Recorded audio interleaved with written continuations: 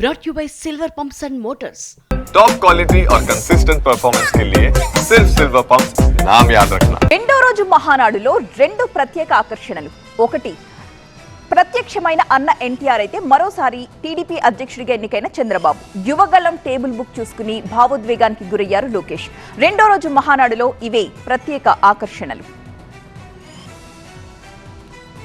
జయంతి సందర్భంగా ఆయనకు నివాళులు అర్పించడంతో రెండో రోజు మహానాడు ప్రారంభమైంది. టెక్నాలజీ వినియోగాన్ని ఎక్కువగా ప్రోత్సహించే చంద్రబాబు సారథ్యంలోని టీడీపీ ఈసారి ఏఐ ద్వారా దివంగత ఎన్టీఆర్ ప్రసంగాన్ని మహానాడు వేదికగా ప్రదర్శించడం స్పెషల్ అట్రాక్షన్ గా నిలిచింది. టీడీపీ ఆవిర్భవించిన ఏపీలో అమలు చేసిన పథకాలు, సాధించిన అభివృద్ధి గురించి ఏఐ ఎన్టీఆర్ ప్రస్తావించారు. తాను ప్రారంభించిన పథకాల్ని గుర్తు చేస్తూ చంద్రబాబు నాయకత్వంలో రూపుదిద్దుకున్న ప్రస్తుత సంక్షేమ పథకాలపై ప్రశంసల్ని కురిపించారు.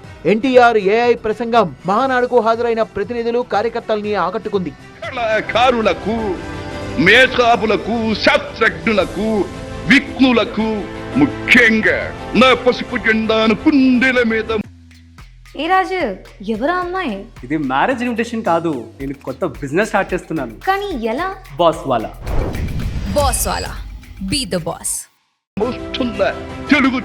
ఇవాళ మహానాడులో యువగళం పాదయాత్ర బుక్ ను చంద్రబాబుకు అందజేశారు నారా లోకేష్. సందర్భంగా లోకేష్ తన పాదయాత్ర అనుభవాల్ని, ప్రజల ఆదరాభిమానాల్ని గుర్తు చేసుకున్నారు. పుస్తకంలోని పలు అంశాలను చంద్రబాబుకు వివరించారు. సందర్భంగా చంద్రబాబు పాదాలకు నమస్కరించి ఆయన ఆశీస్సుల్ని తీసుకున్నారు. మహానాడు వంటి కీలక సందర్భంలో ఈ పుస్తకాన్ని ఆవిష్కరించడం తనకెంతో సంతృప్తినిచ్చిందని తెలిపారు లోకేష్.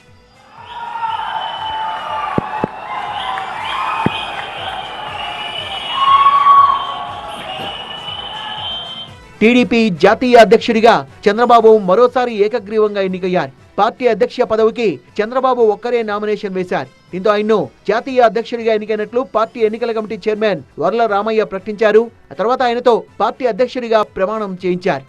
మాన్యశ్రీ నారా చంద్రబాబు నాయుడు గారు తెలుగుదేశం పార్టీ జాతీయ అధ్యక్షులుగా 2 సంవత్సరాలు ఉంటారు ఈ పదవిలో. చంద్రబాబు 1995లో తొలిసారి టీడీపీ జాతీయ అధ్యక్షుడిగా బాధ్యతల్ని స్వీకరించారు. అప్పటి నుంచి 3 దశాబ్దాలుగా ఆ పదవిలో కొనసాగుతున్నారు. 2014 రాష్ట్ర విభజన వరకు పార్టీ అధ్యక్షుడిగా ఉన్న ఆయన తర్వాత జాతీయ అధ్యక్షుడిగా కొనసాగుతున్నారు.